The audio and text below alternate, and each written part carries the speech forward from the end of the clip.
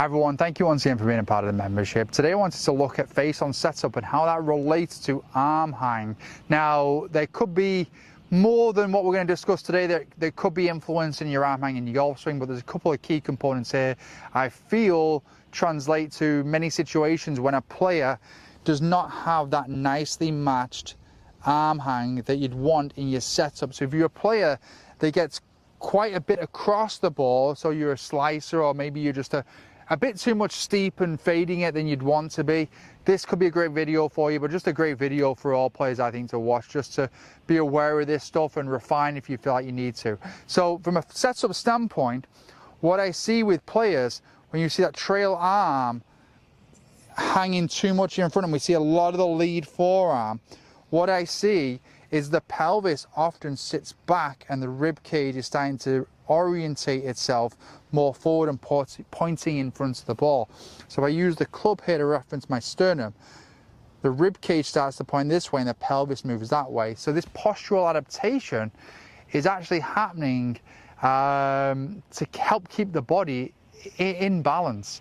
So there's something going on there from a postural standpoint that's leading to maybe adjustments that are leading to this kind of posture in the setup. So we have to look back and think of, like, okay, what could be causing that? And the reality is there's so many different things that could be influencing it.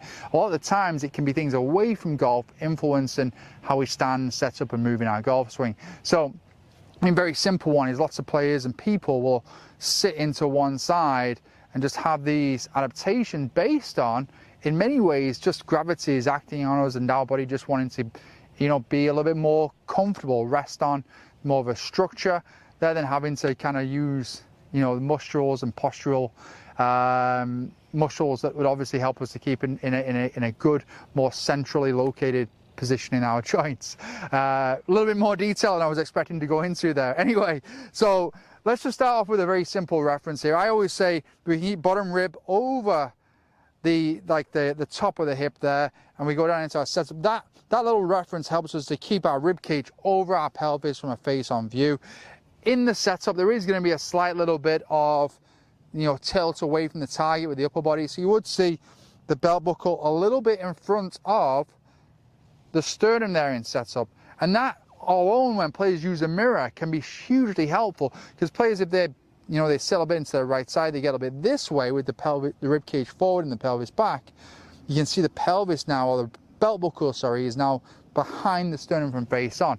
So a good one for that is that, like, if you were to set up and just hold the club in front of you and go down, then just feel as though the club is slightly angled this way, just very slightly, especially with an iron. You'd see maybe a little bit more with a wood because the ball position is further forward.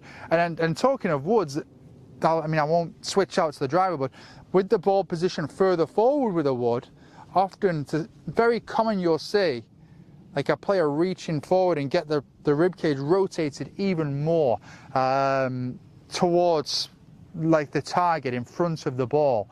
So even with a driver, you have to be even more cautious or mindful of, let's get the belt buckle in front of the sternum.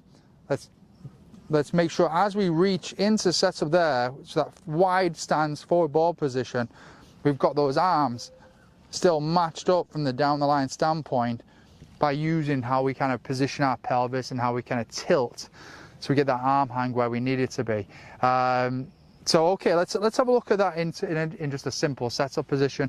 I often suggest with players, use your elbows to reference the rib cage, stand nice and tall, kind of step out, and then if you can then just bend your knees a touch, bend back, bend down, and just kind of reference that there. I think it's a lot of stuff you can do away from the golf course in a mirror, but then when you're at the golf course, just take your time in doing it. A lot of slow hitting, a lot of slow, taking your time with your setup, then hitting your shot.